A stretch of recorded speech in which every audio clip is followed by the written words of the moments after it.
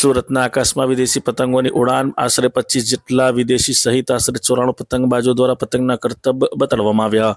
સુરતની શાન ગણાતી તાપી નદીના કિનારે એક અદભુત દ્રશ્ય જોવા મળ્યું હતું. અડાજણ સ્થિત રિવરફ્રન્ટ ખાતે આંતરરાષ્ટ્રીય પતંગ મહોત્સવ ઇન્ટરનેશનલ કાઇટ ફેસ્ટિવલનું ભવ્ય આયોજન કરવામાં આવ્યું હતું, જેમાં દેશ વિદેશના પતંગબાજોએ ભાગ લઈ પતંગના કરતબો દેખાડ્યા હતા. આ આયોજન સુરત મહાનગરપાલિકા, જિલ્લા વહીવટીતંત્ર અને ગુજરાત પ્રવાસન વિભાગના સંયુક્ત ઉપક્રમે કરવામાં આવ્યું હતું.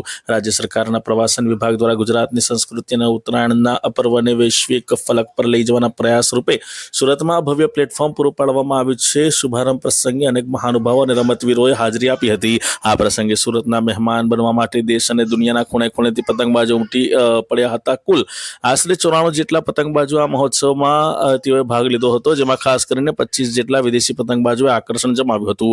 ફ્રાન્સ, આર્જેન્ટિના, કેનેડા અને સિંગાપોર જેવા દેશના પતંગબાજો પોતાની સાથે અનોખા અને વિશાળકાય પતંગો લઈને આવ્યા હતા. માત્ર વિદેશી જ નહીં, પરંતુ ભારતના વિવિધ રાજ્યોમાંથી પણ આશરે 20 જેટલા પતંગબાજો સુરત આવ્યા હતા. કર્ણાટક, મહારાષ્ટ્ર, કેરળ અને પંજાબના પતંગબાજોએ પોતાની પરંપરાગત શૈલીના પતંગો ઉડાવીને લોકોના દિલ જીતી લીધા હતા. આ ઉપરાંત ગુજરાતના 29 સ્થાનિક પતંગબાજોએ પણ પોતાની અદભુત પતંગબાજીના કૌશલ્યથી સાબિત કરી દીધું કે પતંગબાજીમાં ગુજરાતીઓનો કોઈ જોટો નથી. આ વખતે આકાશમાં માત્ર ચોરસ પતંગો જ નહીં, પણ વિવિધ થીમ આધારિત પતંગો જોવા મળ્યા હતા. દરિયાઈ જીવો, કાર્ટૂન કેરેક્ટર્સ, પર્યાવરણ બચાવના સંદેશા અને ભારતીય સંસ્કૃતિને પ્રદર્શિત કરતા વિશાળ ઇન્ફ્લેટેબલ પતંગોએ આકાશમાં જાદુઈ માહોલ સર્જ્યો હતો.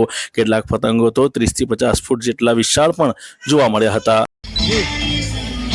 મારું નામ આર્ય પટેલ છે. હું છેલ્લા 6 થી 7 વર્ષથી કાઇટ ફેસ્ટિવલમાં આવું છું.